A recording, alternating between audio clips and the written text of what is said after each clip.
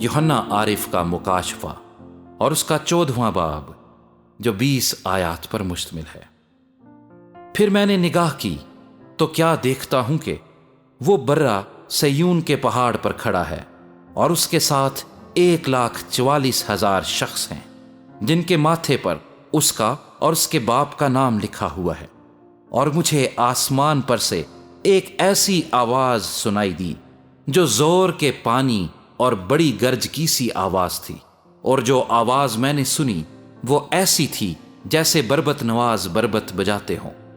وہ تخت کے سامنے اور چاروں جانداروں اور بزرگوں کے آگے گویا ایک نیا گیت گا رہے تھے، اور ان 1,44,000 شخصوں کے سوا جو دنیا میں سے خرید لیے گئے تھے کوئی اس گیت کو نہ سیکھ سکا۔ یہ وہ ہیں جو عورتوں کے ساتھ آلودہ نہیں ہوئے بلکہ کنوارے ہیں۔ یہ وہ ہیں جو برے کے پیچھے پیچھے چلتے ہیں۔ جہاں کہیں وہ جاتا ہے یہ خدا اور برے کے لیے پہلے پھل ہونے کے واسطے آدمیوں میں سے خرید لیے گئے ہیں، اور ان کے منہ سے کبھی جھوٹ نہ نکلا تھا، وہ بے عیب ہیں۔ پھر میں نے ایک اور فرشتے کو آسمان کے بیچ میں اڑتے ہوئے دیکھا، جس کے پاس زمین کے رہنے والوں کی ہر قوم اور قبیلے اور اہل زبان اور امت کے سنانے کے لیے ابدی خوشخبری تھی۔ اور اس نے بڑی آواز سے کہا کہ خدا سے ڈرو اور اس کی تمجید کرو، کیونکہ اس کی عدالت کا وقت آ پہنچا ہے،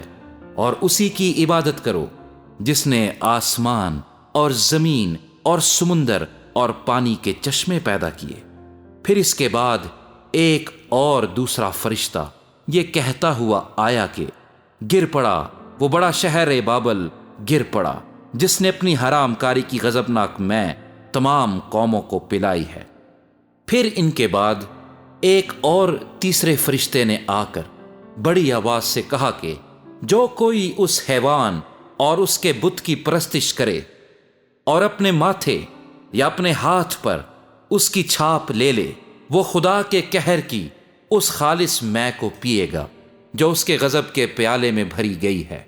اور پاک فرشتوں کے سامنے اور برے کے سامنے آگ اور گندھک کے عذاب میں مبتلا ہوگا، اور ان کے عذاب کا دھواں عبدالآباد اٹھتا رہے گا۔ اور جو اس حیوان اور اس کے بت کی پرستش کرتے ہیں اور جو اس کے نام کی چھاپ لیتے ہیں ان کو رات دن چین نہ ملے گا۔ مقدسوں یعنی خدا کے حکموں پر عمل کرنے والوں اور یسوع پر ایمان رکھنے والوں کے صبر کا یہی موقع ہے۔ پھر میں نے آسمان میں سے یہ آواز سنی کہ لکھ، مبارک ہیں وہ مردے جو اب سے خداوند میں مرتے ہیں۔ روح فرماتا ہے بے شک، کیونکہ وہ اپنی محنتوں سے آرام پائیں گے اور ان کے اعمال ان کے ساتھ ساتھ ہوتے ہیں۔ پھر میں نے نگاہ کی تو کیا دیکھتا ہوں کہ ایک سفید بادل ہے، اور اس بادل پر آدم زاد کی مانند کوئی بیٹھا ہے جس کے سر پر سونے کا تاج اور ہاتھ میں تیز درانتی ہے۔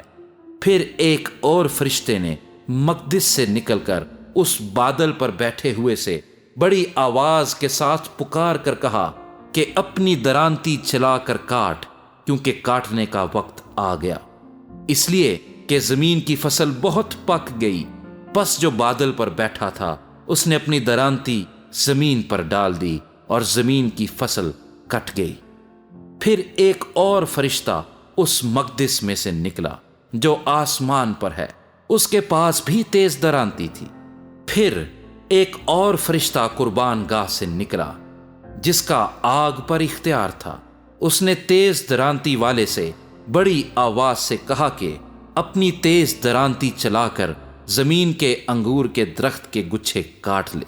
کیونکہ اس کے انگور بالکل پک گئے ہیں۔ اور اس فرشتے نے اپنی درانتی زمین پر ڈالی اور زمین کے انگور کے درخت کی فصل کاٹ کر خدا کے قہر کے بڑے حوض میں ڈال دی،